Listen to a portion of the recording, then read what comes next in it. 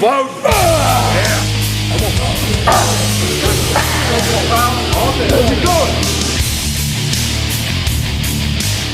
Okay, today we started off on the incline barbell press, and that doesn't seem like a really unique exercise. And sometimes what's going to be like the most quote-unquote sexy is not always going to be the best. You know, we could have made it a little goofy and we didn't. But here's what was the benefit of it. So what we did is take both of their 8-rep max weight. We actually set JJ back a little lower because he's had some injuries in the past, so we don't want to kind of push it too far on him today. With Kyle, we took his true 8-rep max. So what he did is he hit 8 reps. Okay, and then we rest 15 seconds. He did 2 more. Rest 15 seconds, do 2 more. Rest 15 seconds, do 2 more. Rest 15 seconds, do 2 more. So what he basically did is he accomplished 16 reps with those real short intercept breaks right there with what he could do 8 reps. So he basically doubled the count there. So what that does is it's heavy enough weight where he's still, you know, taxing those fast twitch muscle fibers that have the most potential for growth, but he's totally fatiguing them too, and he's getting a ton of density in there. So that means like a bunch of volume in a short amount of time by adding those extra. It's basically sort of like a rest pause on steroids was what that was. Let's go. 1, 2, 3. 1, 2, 3. Okay. So then next we broke into the eccentric, isometric, contrast, incline hammer strike presses. So if you don't have this machine, you could just do it on, you know, a Smith machine or some type of machine where you're not having to worry so much about the stability, where you can just blast those muscles. You also could do it on a flat bench or you know, like a flat machine variation. So most gyms are going to have some sort of machine if you're training at a bodybuilding gym. So that's what you want to do. So what he does is, instead of, we introduced already the squats on the machine. There's 3 pauses, but you think about it, there's a longer range of motion on a squats, and that's why there's a difference. That's why there's like 2 here, because they're not moving it as far as they do on a squat. So what they do is they come down about 3/4 of the way, stop for 3 seconds, go down about to 1/4 of the way, stop for 3 seconds, then go all the way down and blast the weight back up as explosively as possible.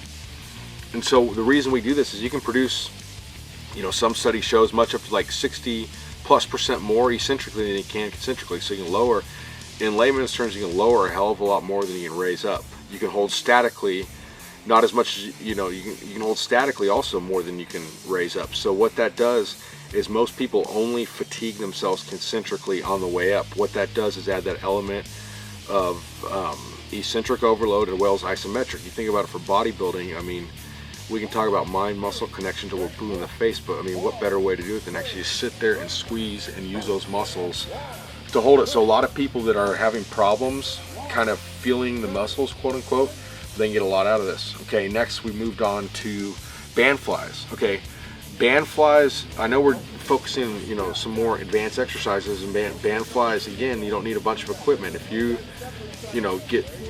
stuck at, you know, a sales conference at the Motel 6 in Baton Rouge, and there's no gym at the Motel 6, just bring a band and slap it around the shower. I guess you might break the shower, but you can find something in the room you can put it around. And what you do there is the band, you're just doing a fly, okay? And so what the purpose of this is, don't make it into a press or extension. It's a squeezing movement, okay? And you're not worried about how much your weight or how much tension you have there. All you want to do is focus on the muscle, not on the movement. So it's very much a muscle and tension type of movement. You want to focus on those pecs doing the work, okay? So the other key element to take away from it is, so we did the first set was a minute, as many reps as possible. Second set, 45 seconds, as many reps as possible.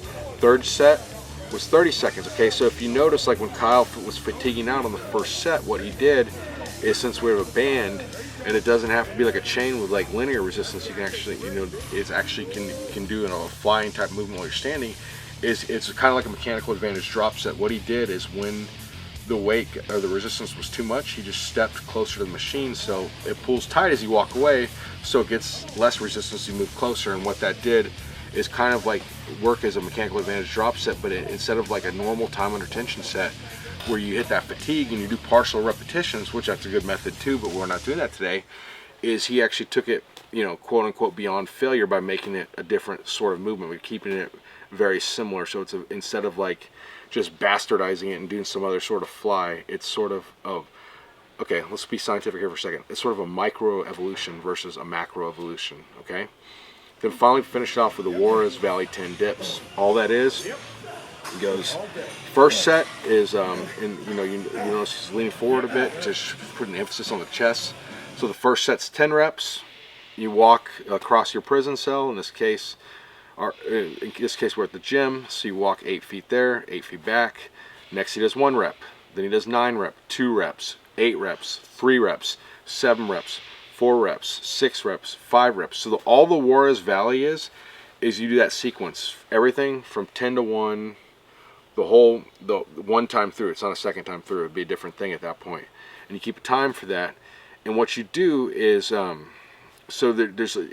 basically it keeps a constant level of intensity, because you go, say 10 plus 1 is 11, 9 plus 2 is 11, 6 plus 5 is 11. So you're always doing 11 reps dispersed between 2 sets. One might be high, one might be low. You could do a Juarez Valley 100, you could do a Juarez Valley 5, you could do a Juarez Valley 20, whatever. And it doesn't have to be, if, hey, my shoulder hurts, I can't do dips. Great, hit some push-ups. You could do something else. You could even do it with a barbell if you wanted to. So there's all sorts of, all the walks for is you get some sort of like just a little bit of rejuvenation, so you can actually recover and do the next set. There's nothing magical about it, and kind of keep you, it's sort of like an active recovery, short walk, come there, come back, and and again, you're sort of self-regulating how much intensity you have here, because you can haul ass or you can walk slow, and that, as you become a more advanced, more intuitive lifter, you want to do it as fast as possible. It gets hard, you slow down. It's easy, instead of talking about the Cowboys this weekend, just walk faster, get it done faster. That's what you want to do. The key variable, like we talked about in the beginning here, with these is density. As much, you're trying to get it done as short a time as possible.